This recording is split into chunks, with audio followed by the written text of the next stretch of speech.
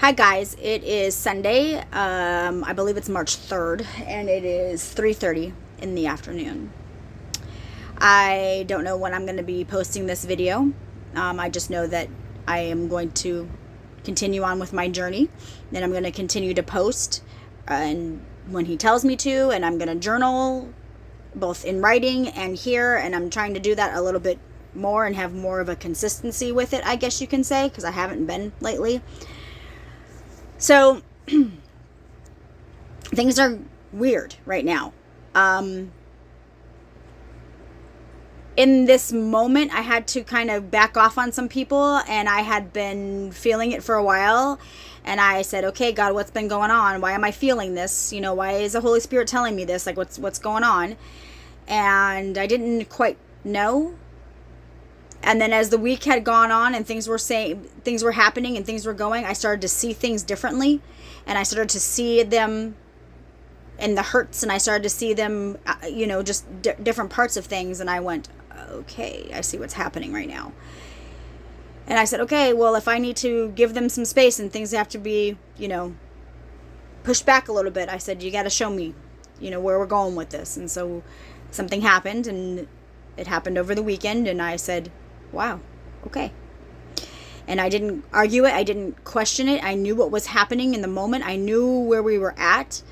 I even seeked counsel outside of the people who don't know anybody and doesn't know anything, and so I can get my head clear on what did I do wrong on this, and how do I need to fix it, and what do I need to learn from it, versus, where they're at and what's going on. So in my offense and in my whatever, and and so I had to see things, a little bit differently. And so that was nice to be able to go to somebody else and be like, okay, here's where I'm at, and so I did do that. And I went to the lake today, and I relaxed, and I just spent time with God and Griffey, and we hung out, and I was, grounded. I wanted to go kayaking, but it's too windy today, so I couldn't go kayaking. Otherwise, I would have been out there kayaking, because I'm ready to do that. So I knew that things were shifting and changing, and I knew that I needed to get out. I needed to be in nature. I needed to release some stuff and do all that. And so I sat with God, and I feel much better. And so now I'm sitting here videoing, and now I'm going to go a little bit differently in my video. And so, good day overall. Things happened. There was a little bit of a storm. There was a little bit of some stuff going on, but it's okay. I'm not saying it's over. I'm not saying anything right now. We'll just step back, and it was kind of agreed on. And so I went, okay, good. And, I'm going to work on some things. They're going to work on some things, and we'll see what God does in this. And so I'm just going to kind of let it go. Just let it go. Doesn't mean that I am shunning them. Doesn't mean that I am kicking them out of my life. Doesn't mean that I'm doing anything. It just means I'm giving it a second. You know what I'm saying? Like, let's just give it a second. And so that's part of the boundaries. That's part of healing. That's part of everything. You know what I mean? And sometimes when things get a little bit heated, you don't want to hurt each other's feelings. You don't want things to go wrong, and you don't want things to be worse than they are. And sometimes when you just can't come up with an agreement, or you can't come up with a better understanding, you just gotta kind of let it go for a minute, so that they can think in their head what just happened, and you can think in your head just what just happened. You know what I'm saying? But the old me wouldn't have dealt with it that way. And I want to point that out. The lessons that I'm learning and the growth that I'm seeing in myself. I would have pushed until I couldn't push anymore, until I had to say the last word. And I would have just kept going with it. Or I would have copped more of an attitude and had it ruin the rest of my day. But I didn't do any of that. And so I think that is growth in itself. And that's something that's, I want to make, public, on how healing helps you be okay with letting go and knowing who God is, to trust that. And so that's where I'm at right now. And it's interesting. It's very interesting. But I feel lighter. I have a little bit of weight lifted off my shoulders. I don't feel so gloomy or so doomed. You know what I mean? Like that little doom gloom that you kind of get. I don't feel tired. I don't feel, you know what I'm saying? So I feel good. Everything is good, and it was nice to have today, and and do whatever, and so that was just really nice to do. But I had a really good conversation with somebody when I was in the cult, and I asked their perspective of what I looked like in the cult. I've never asked anybody that. I have only seen it from my perspective.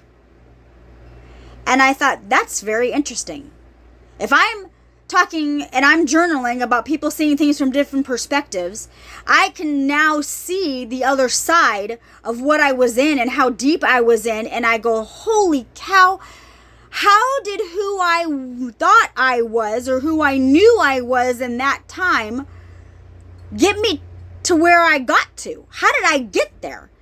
And that's a lesson in itself of reflecting and looking back and going, how did the strong, confident, blunt, doesn't give a crap Angela end up in a cult? And I thought to myself, somebody's got to explain this to me. I need a better understanding. And so I asked my sister. Who else would I ask? Why wouldn't I ask the person who's known me, and we've known each other our whole lives? Well, she didn't know me all my lives. We're 8 years apart. She's my younger sister. But my sister is the logical one. I am the wild one. And we're night and day, my sister and I.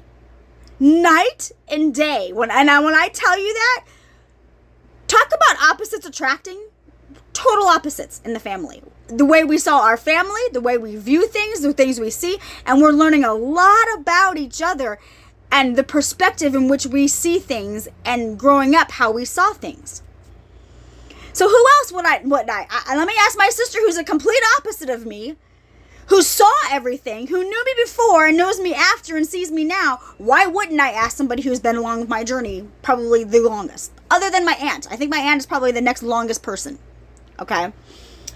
So she says, and she didn't go spiritually with it, she went narcissistic with it.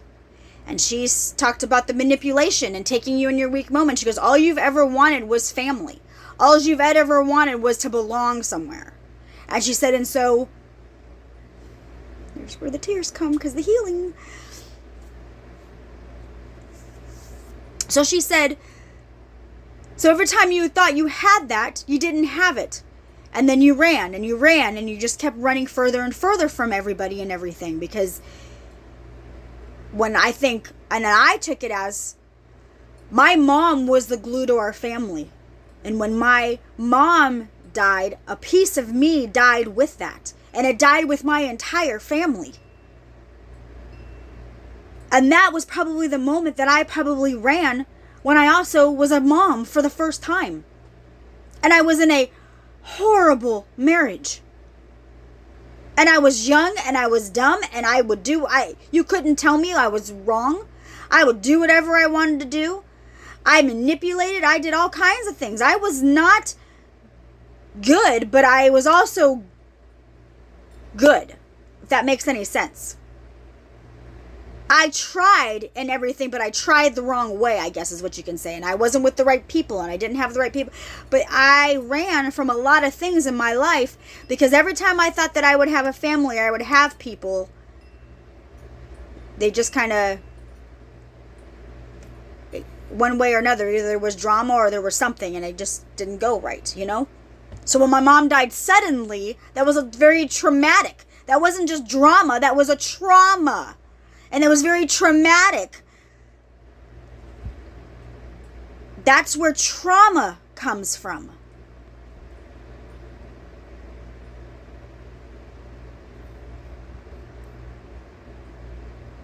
So when you're running from a whole bunch of things and you're running from stuff, you kind of have to turn around and reflect and look at things differently and going, what am I running from? You're running from people who love you. You're running from people who care about you. You're running from people who, through the thick and thin, have been there for you. Because you didn't know any other way. Because something traumatic happened, and your first instinct is to run. So, if something's happening in the world, if something's happening in the world that seems very traumatic, we shut it out. We close down from it. We don't want to see it. It's too much. It's too hard. It's too much to swallow. It hurts my heart too much. It convicts me. And so you feel convicted because of you're seeing that something that you may have been a part of, having no idea because of how deceived you were in your relationships, in your community, in your town, in your city, in your peeps, in the world. Do you see how many different levels there are to that?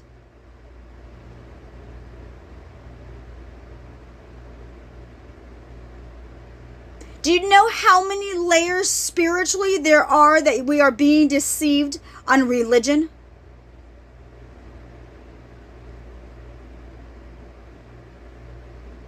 I pray night and day for the people that are still in this cult. Night and day.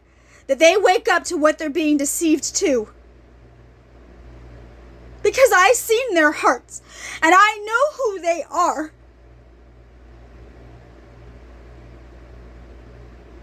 And they are under witchcraft. And they are under a spell unlike anything that they've ever seen. And when you look at them, they're soulless. Soulless. And I've never in my life seen anything like that. But by the hand of God, I have been protected while being in there. And when God opened my eyes, He showed me everything I did see. Not just what I didn't see. Because He's showing me what I actually really did see and that I had discerned, not knowing it in the time because I was being protected for a time like now. And unlike anything we've ever seen, where somebody can come out boldly and give their testimony to help others the way God intended. And not false prophets, not being deceived, not being misunderstood. You guys. Shaking.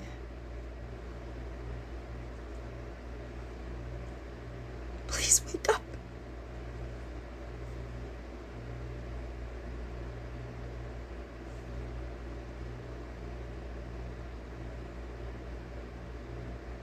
When I tell you that I see things differently, I see them spiritually. I don't know how it works. I don't know how to explain it all, but I am trying at the best of my ability to be in real time, to keep going, to keep doing this. No matter how crazy I look, no matter how confusing this looks, you are all seeing me in different ways, different angles, different times. I know. And I am trying to line it up. I am trying to give you the bigger picture. I am trying to video more so that you see that it is in real time.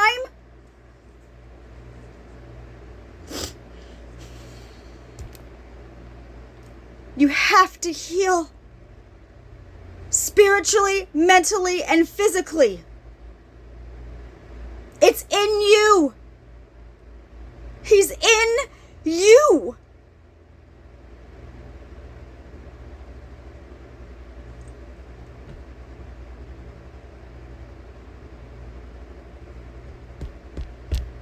Take him out of a box, you guys. Take him out of a box.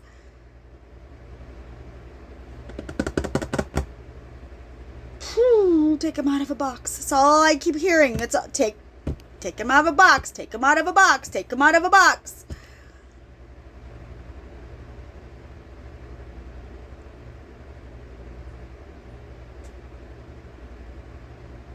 I don't know if that's for me personally, and I just thought of that.